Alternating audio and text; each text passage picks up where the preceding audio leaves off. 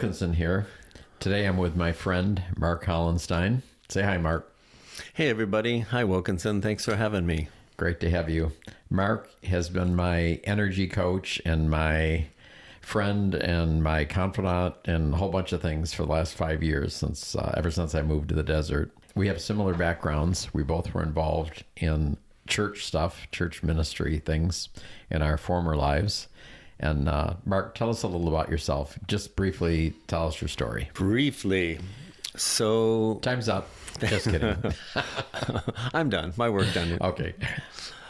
So when I was 19, I got married to my high school sweetheart. We were raised Catholic. We graduated Catholic high school together. 1 month out of high school, I had a born-again religious experience and converted to fundamental Christianity, got married, went into Bible college for that denomination. We had 3 kids in 4 years. So first one at 20, second at 21, third at 24. When I graduated from Bible college, we left with a team of 27 people, started a church in Santa Cruz. Then from there, I helped start 7 churches in 10 years as a church planter. And then my wife and I took a team of 17 people from Santa Cruz to Santa Rosa in 1991 to start our own church. And 18 months in, I had a clinical nervous breakdown that came on in the middle of the night. I dropped out of ministry, took a sabbatical, never went back. My wife and I went to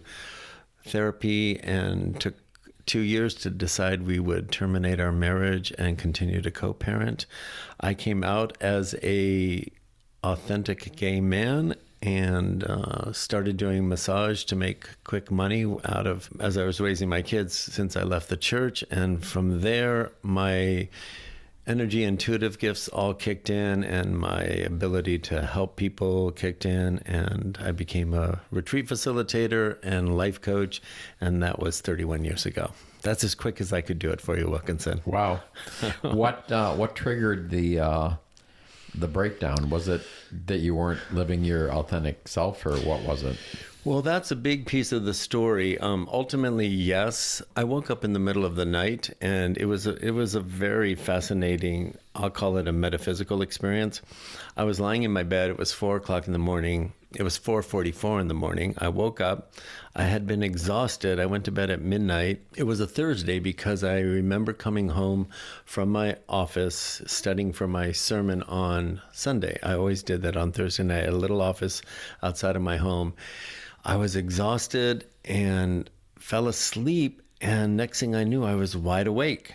And I had this strange sensation, I am wide awake, and I just went to bed. And my eyes were looking straight at the window that was parallel with our bed. There was a full moon that night, and a moonbeam was hitting the window, and it made it look like a television. And on the television screen was a picture of me sitting cross-legged on the floor with my uncle when I was 9 years old in my parents' bathroom. That wasn't an unconscious memory, but I had never questioned it. I was in awe that it was projected or seemingly projected on my window at 4:44 in the morning. Right. And I asked myself silently in my head, what was I doing in the bathroom with my uncle? And it was like I reached over to the window on a pause video and unpaused it, and the whole scenario played out. I won't go into the gory details, but basically my uncle turned around and he inserted himself into my mouth, and he had a climax, and I relived the whole thing in my bed with my wife sleeping next to me. It was amazing. It was like I was standing outside of my bed watching myself have this whole experience, but I also could feel myself lying in my bed. I could feel the dampness of my wet swimsuit on my body. From that time, I could smell the chlorine lying in my bed on my body like that time. I could hear the kids splashing and playing outside through the open window at the pool party that was happening at that time. I could taste everything, and I just started sobbing. uncontrollably. And I scared my wife. I woke her up and she was like, Mark, you're scaring me. You're going to wake the kids up. You're scaring them. What's wrong? Please stop. Please stop. I could not stop. She got me out of bed, took me downstairs to our guest room, called our best friends who were my assistant pastor and his wife. His wife happened to be a therapist. She came over and sat with me, and I could not stop crying for 5 hours solid. My wife got the kids up, took them to school, did everything she had to do that morning, came back, I was still crying. Wow. I came to find out years later from my friend who was sitting with me, right at the moment she was going to call an ambulance and 5150 me. Like she sat for 5 hours. That's a pretty good friend, right, and a pretty aware therapist. Like she knew something big was purging. But after 5 hours, she's like, okay, this is extreme. Like beyond her scope. Yeah. And right when she was going to do that, I stopped crying. It was like I had drained the well of sorrow. And so this was a repressed memory? Well, so what nobody knew that was going on in my mind for 5 hours, that memory was a conscious memory I locked in freeze mode, and hidden behind that memory was sexual abuse I endured by 2 female housekeepers that my parents had employed from the time I was 6 to the time I was 11. All of that was in my unconscious memory, and all of that came flooding out that night. And in the morning, I was completely exhausted, and I crawled into bed, and I literally could not get out of bed for 6 weeks. I had to quit my job at Macy's. I was working a full-time job as a men's manager. I left the church. My assistant pastor took over. And one morning, after about 6 weeks, I was hardly eating, just could not get out of bed. I felt different. I just woke up and I said, something's different. I had a little bit of strength, just a little, not hope, but a little bit of strength. And I thought, I got to use this strength. And I got on the phone and I called one of the therapists that my friend had referred 6 weeks earlier, but I just didn't have the ability. Got into therapy, working with the therapist. We pieced it all together. Because it was of such a sexual nature, I had to put my true sexuality on the table with him. I knew that if I was going to heal, I knew I had to be honest with him. And so that was telling him that you were gay. Yes. And that was another remarkable experience. As I look back, as all the pieces fit together, the first day I went in to tell him what happened after I told him about crying for 5 hours, I said, and I feel like I need to tell you, I'm attracted to men. That's how we said it when in the church back then. Right. You couldn't say you were gay. Same-sex attraction. Right. And I shared something with him around that. I don't remember what it was, but he looked at me square in the eyes. This was a Christian pastor a Christian therapist in the same denomination as us in full-time practice. That's the only kind of therapist I would go to, was a Christian one, right? And he looked at me square in the eyes and he said, Mark, you're gay. God made you that way, and there's nothing wrong with you. Wow. I stood up. It was like this knee-jerk reaction. I did not expect that. I literally stood up and I looked at him and I said, as rough as I thought I could say it, that is heresy, and I'm never coming back here. And I dramatically, like a flamboyant gay man, slammed the door. And which just proves you're a queen then. Right? And I ran to my car and I shut the door and I started sobbing again. And as I was sobbing, I thought, oh my God, here we go again. But those tears were of such relief that somebody said what I was hoping somebody would say to me all those years. And secretly, I could not wait to get back the next week. He knew dang well I was coming back, and I did. And I stayed with him for 3 years. And 2 of those years were with my wife, and he and I. The word we would use now would be designing a plan to consciously uncouple. Right. Like we divorced the best way Christians possibly could set that up. Okay. You just stopped pastoring the church, period, like cold turkey. Yeah. I said I was on sabbatical, and then I would figure out what was going on and then figure out how to come back. But once I put my gay cards on the table, I couldn't go back. Right. And once They're I at the point of no return at that point. yeah, Right. and my assistant pastor, like they were our best friends, and they were like, what? They didn't know what to do with that. And he's, he gladly took over the church. It didn't last much longer because Right. it wasn't his passion. He was Right. just an assistant. But So at one point, did you say that to your wife? Did you tell her what? that you were gay? Oh, that's a whole nother story. 2 years into our marriage, while I was still in Bible college, we were sent to a pastor's retreat. I don't know why we were there. We were the youngest ones there, and I wasn't in ministry yet. I was still in Bible college. But we went, and the theme of this retreat was sex in ministry, and how to keep sex alive in your ministry when you're there's so many demands on you as a pastor, right? And a pastor's wife. So you go to these workshops, and it was all about sex, and then you go back to your hotel room and have sex, and that was way too much sex for me, right? And so on that retreat, I told So you realized your heart wasn't in that? what. In the sex? I mean, it's And like, she realized that. We both realized it on the honeymoon, believe me, Wow. 2 years earlier. But I told her on that retreat, and she was amazing. She looked me in the eyes. She cupped my hand. wait, you told her you were gay at that point?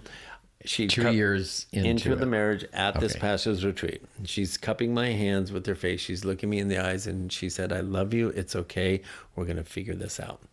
And then she took my ass to the senior pastor at that thing, and they prayed for me, prayed over me, cast the demons out, and a whole new level of drama was So added they to it. want. So the idea was pray away the gay. Wow. It was more intense than that. It was pray away the demons that are making you gay. And you believed that at the time? I was willing to believe anything to get rid of it. Right. Because it was so taboo and unacceptable back then. But I knew it wasn't. I knew the truth. Nope, this is how I made. Because I should back up. So that's what happened, and we chose to stay married another 15 years. There was a lot more drama. That was prior to me starting the church, prior to me graduating high school, Right. prior to me going out and helping start a church. So we did try to make it work for another 15 years, and I just stuffed it. I found some relief that she knew that I was attracted to men. That did bring some relief in the lack of sex in our marriage. It didn't bring her any, it robbed her of what she deserved, but at least she had some understanding, and she wasn't quite taking it so personally. But eventually it was slowly killing her. From the point you met with a therapist that said you're gay and it's okay, you were going into your exit strategy with her. How long did that take, that period? Well, the first year we were not planning to divorce. The first year we committed to what do we do with this? And what do we do with the fact that I'm not a pastor anymore? Like, what's our life about? Now, was she a pastor as well? She wasn't, Officially? no. But, Okay. in our denomination, she's a pastor. She had some responsibilities. Right. But so at some point, I don't know, somewhere in the first year, we said, you know what, maybe, oh no, there's another piece of the story. Do you want the? Oh, of course. Okay. So at that time, what I was doing, I had always been into fitness, and I was a certified aerobic instructor and personal trainer. So I went back to that. That's what I did. I went back to that. Because you weren't pastoring and you didn't have a job. And I needed money, exactly. Right. And so we were living in Santa Cruz, and I went to a fitness conference in San Jose. And I think it was Friday to Sunday, and I got there Friday afternoon, and I checked into the hotel, and I was walking toward the conference center, and I'm walking on one side of the street, and on the other side, it wasn't a big street, you could see people across the street, walking toward me is this, I'm 6'3", and this guy must have been 6'6", and he was a blonde hair, blue-eyed, mustached Adonis. I'm telling you, boys, girls, rocks and birds were all staring at him on both sides of the street. Everybody was staring at him. He was stunning. And I'm looking at him. I'm walking and I'm watching him pass. And then I look over my shoulder and I thought, okay, well, there he goes. And I look and he's crossing the street behind me. And I keep walking my direction and I look over my shoulder and he's walking faster. I'm like, is he coming over So here? he changed directions then, Yeah, right? And crossed the street. And crossed the street. Right. Now he's walking in my direction behind me, and he passes me, and he looks at me.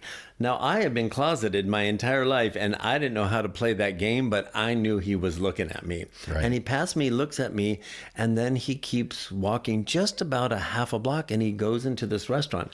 I don't know why, but like a magnet, I followed him. You felt hungry all of a sudden. Well, I actually really was hungry, and I was planning on eating. Right. Okay. And like a magnet, I just fall in line behind him. There's 3 girls at the hostess stand, him and me, and I'm my distance behind him, and he's not looking at me.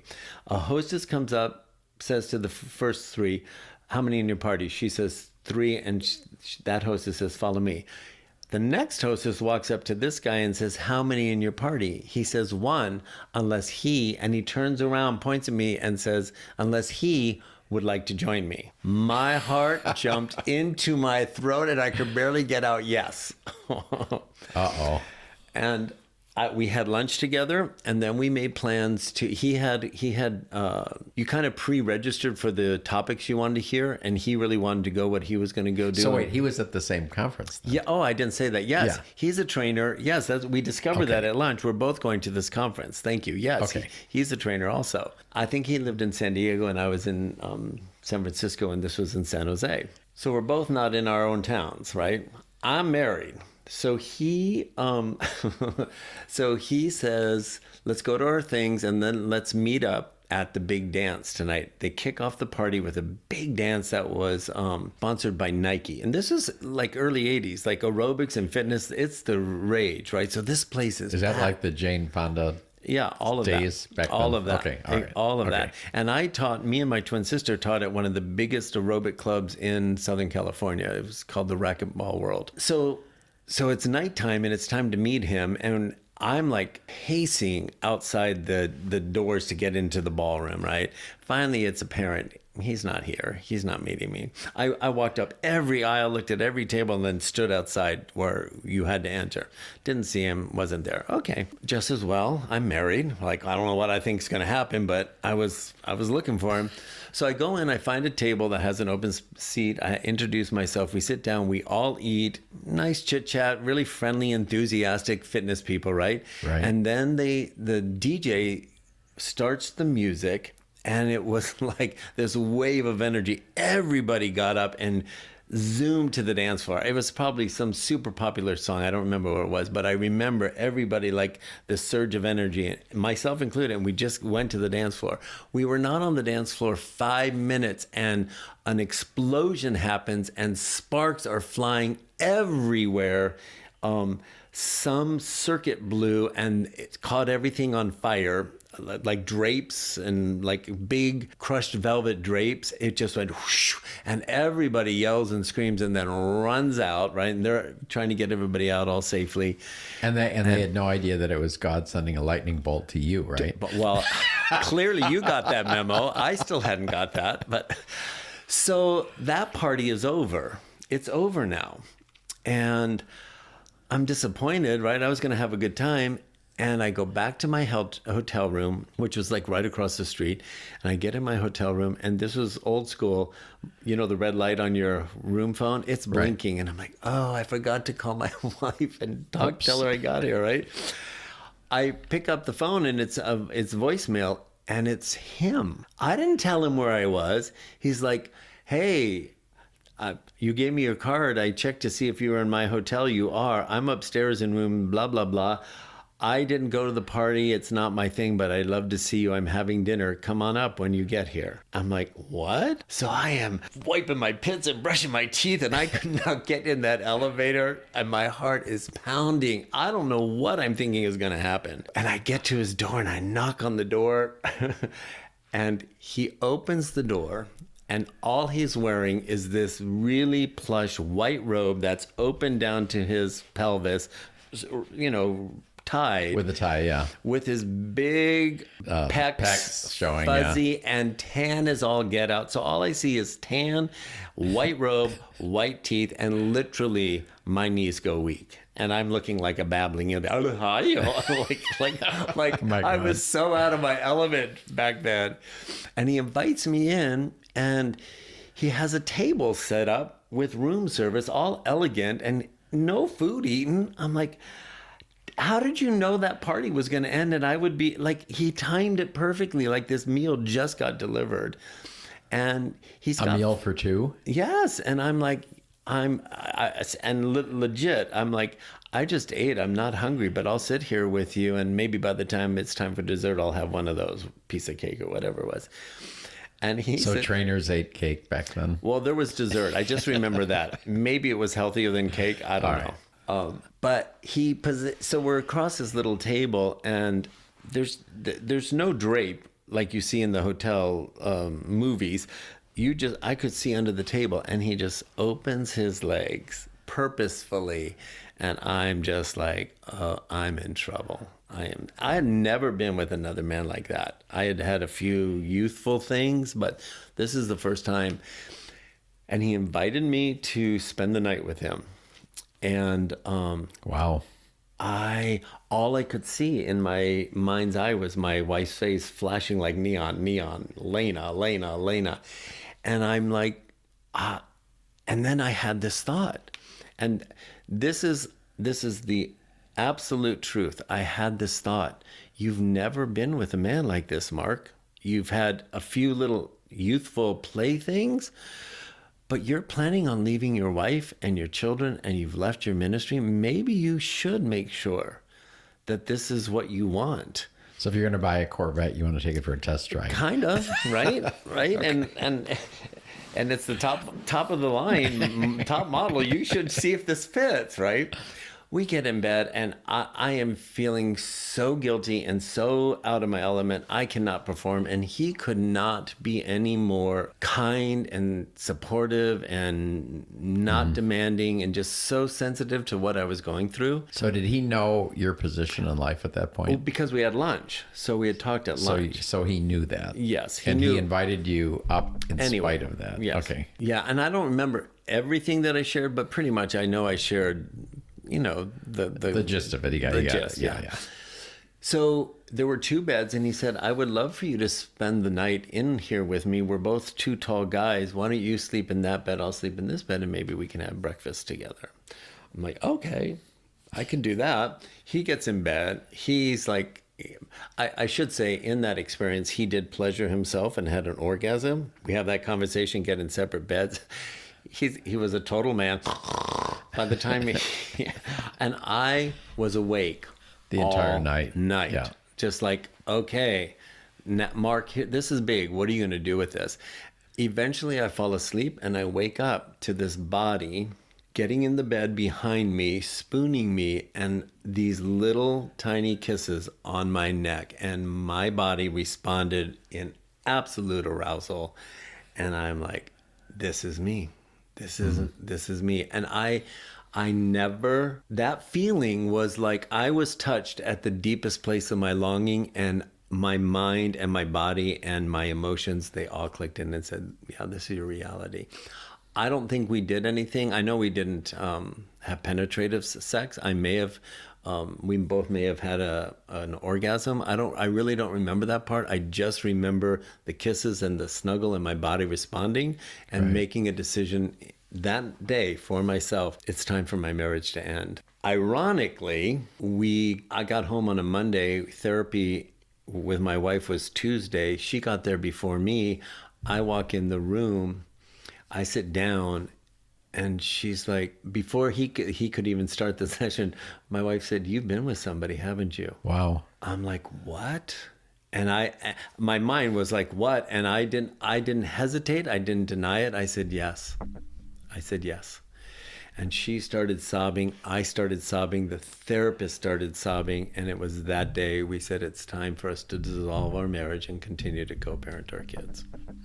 On that day, I honestly didn't know if I was going to come out of the closet. This could sound Well, again, I'll just say it this way. This was my absolute truth in that moment. I didn't know if I was going to be gay after having that experience with that man in that bed. But what that told me and what I thought about the entire time I was driving home from San Francisco to San Jose, Right. or other direction, Other way. my wife will never feel that from me the way I felt that from that man. And she deserves that. And she put a ring on her finger expecting that. And I will never be able to give it to her. So you're saying that you felt you needed to free her Set up her and free. release her. Absolutely. So that she could find what she needs. Absolutely. Not knowing if you would go that direction. No, because now I have to, that was, up until that point, it was like it was an attraction that I never really gave myself permission to experience. And once I experienced it, I knew that this is what I'm made of. And I still had to reconcile my Christianity. I still had to reconcile my family. I still had to reconcile, what does this mean for me? But what it meant for our marriage is that I was preventing her from having what she believed she signed up for. And that I could not do anymore. I didn't care at that moment what it would cost me of other people judging me. I knew she deserved to go get what she thought she had in me. And that's what that situation unfolded for me. I couldn't carry that burden anymore. She lived my lie for 15 years, and it was killing both of us. I could not do that to her any longer. That really was what that was about.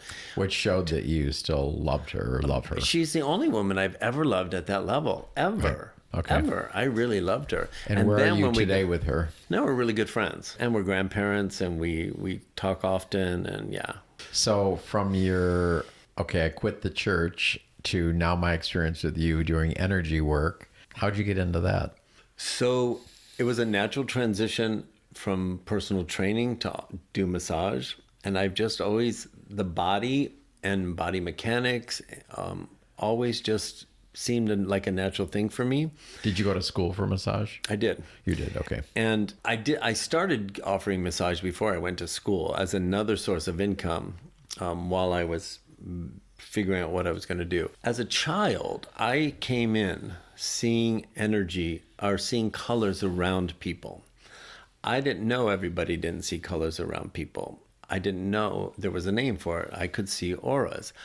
I didn't know everybody didn't perceive the information that is embedded in frequency that can be seen with your naked eye if you're tuned to it. I don't know why I came in tuned to it, but I did. So as soon as I started doing massage and I'm seeing people's energy, I started seeing blocks in their energy, and I had this intuitive ability, just like releasing knots out of a muscle. I had the ability to release what I saw as knots or blocks in their energy field and watch them shift and change. And people would acknowledge, sometimes there would be an emotional release and we're not even talking. Sometimes somebody said something, they would say something like, something just happened. I just feel really weird. Like I feel, I don't know. Different somehow. Yeah. And so that started to tell me, oh, this is a reciprocal exchange here.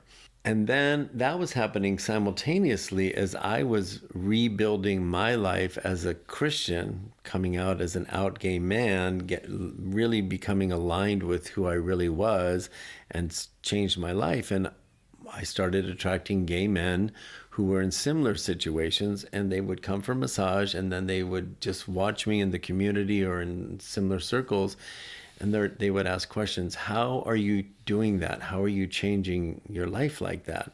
And I started to notice there was a pattern of what I was telling people I was doing.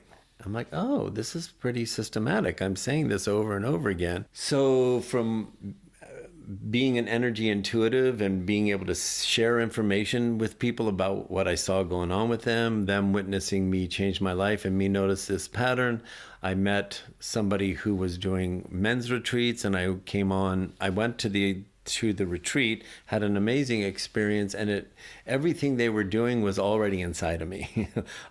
And I knew my first day there, I'm going to be here a while. I don't know why. I didn't even know they asked for volunteers. I didn't know they had a program where they would put people in. So I started to volunteer, and I went to this training. it was so interesting because normally in the training you'd have to be an apprentice and then you'd have to be tested, and they just, I went through the training and they put me in. It's like it just came out of me, like it had been coming out. The founder of this retreat became one of my massage clients and came from my work, and my work was enhancing his work, and my work on the retreat was enhancing what we were doing with people, and that was enhancing what I was doing with my clients. And then I just started to move into this even more I don't know what I can say, a more enlightened flow of sharing information as it presented, very much like I do with you now. And that's how it grew. It just started there. People saying, can you help me? And me finding myself saying yes. I didn't know how, but. So let's talk about, so you went from Christian pastor to doing energy work. So where is quote unquote Christianity? Where is that right now for you? The way I tell, when people ask me if I'm a Christian, I say, I have a relationship with Jesus as I know him, and I have a very Zen meditative practice. Christianity, as church has packaged it, is a man-made concept, and so I don't have any relationship to any of that anymore.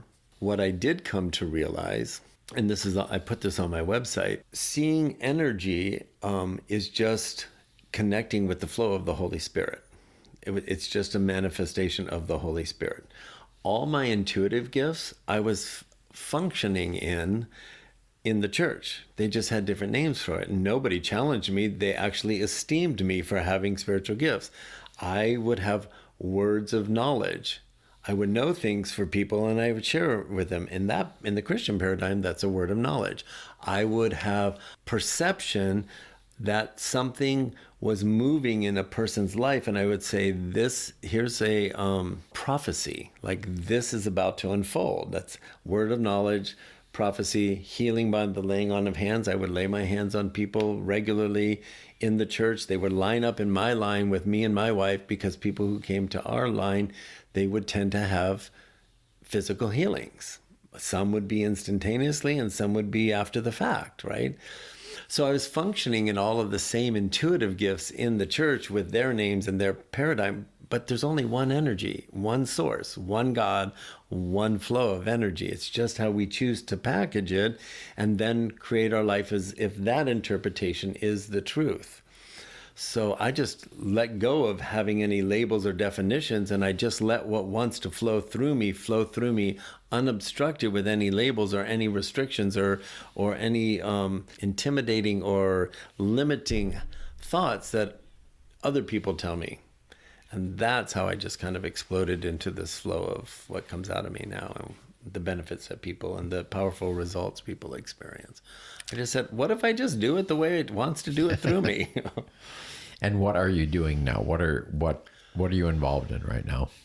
Well, COVID kind of changed everything, but prior to COVID, I felt this intuitive leading. In 2018, I felt really called to start working with women, and I received this information that was downloaded. I use that word downloaded. It's just like information comes into my energy field, and I have this awareness to start a retreat program called the Goddess Mastery Experience, which is really energy mastery for women who are in their wounds. From there, I was going to see how I could package that for men, and that was a really high touch, immersive experience from a Thursday night through a Sunday, much like I used to do with the men in groups.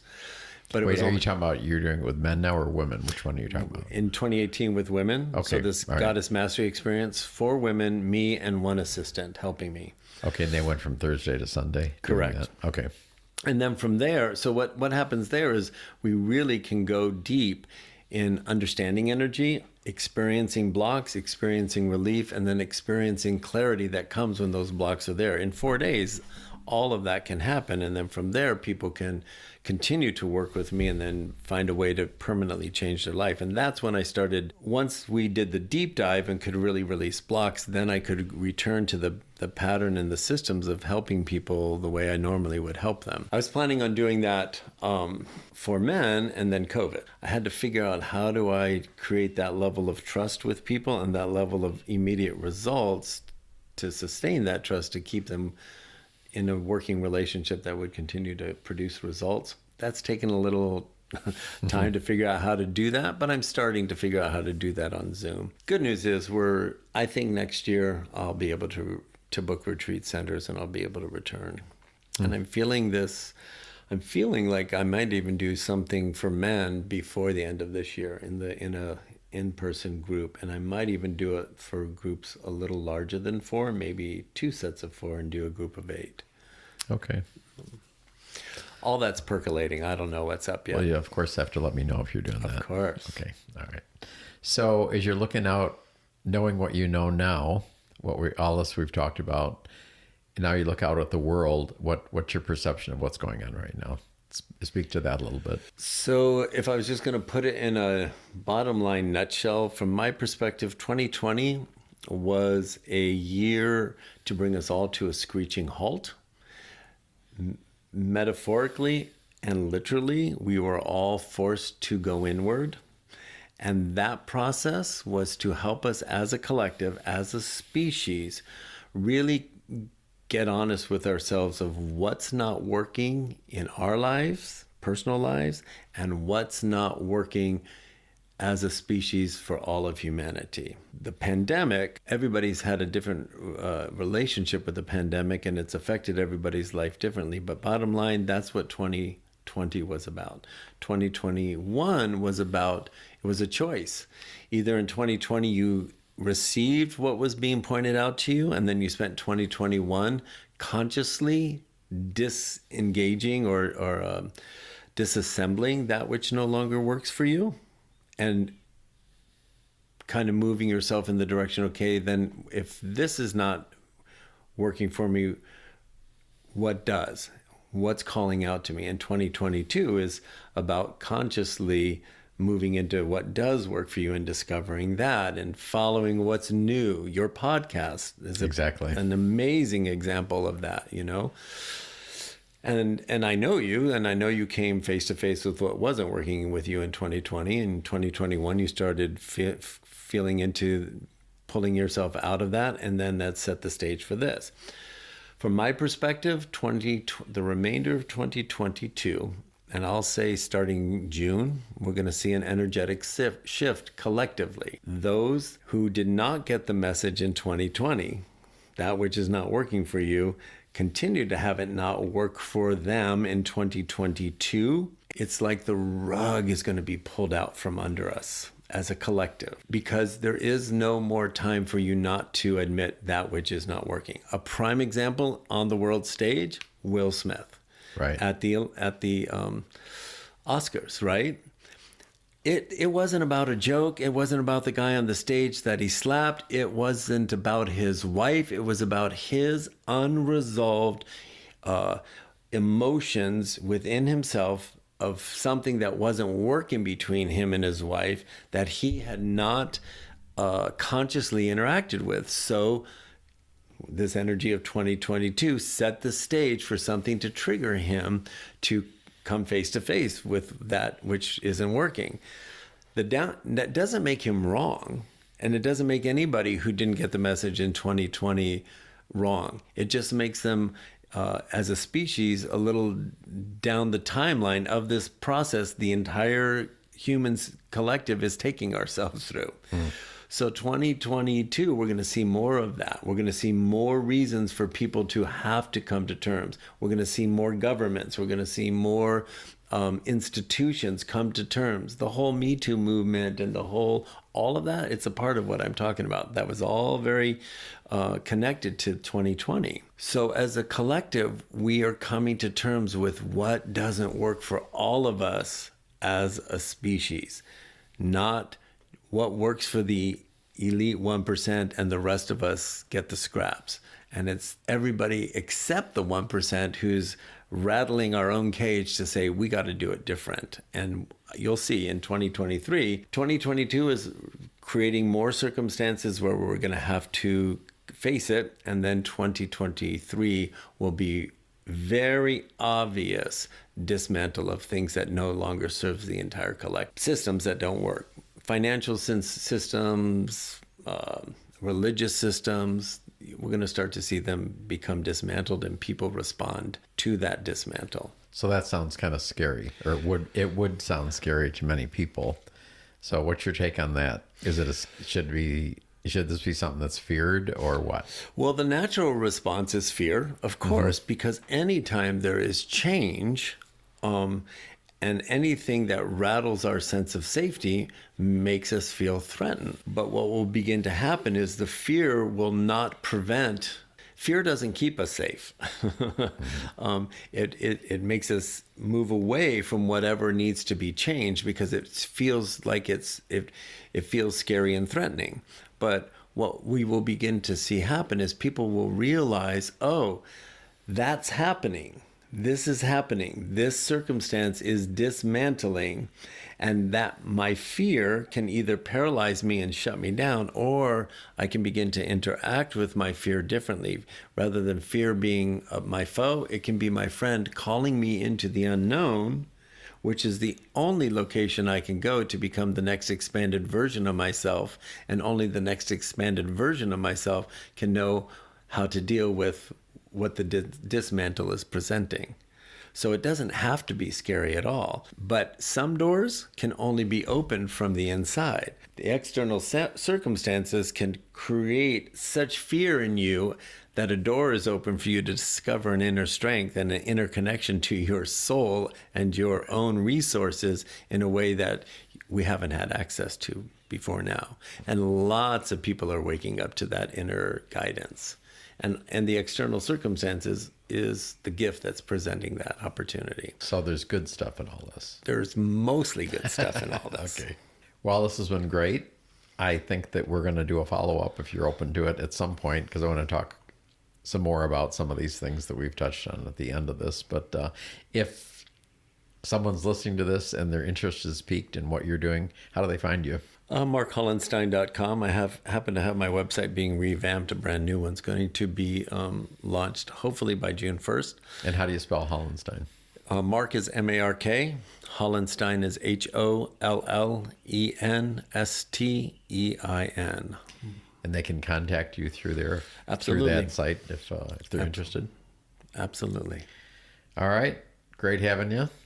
This was fun. I appreciate you having me on. It's great. And I made us some dinner, so we're going to have dinner and say goodbye to everybody. Excellent. Thanks. Bye. Thanks again, Mark. Thank you. Bye, everybody. Bye.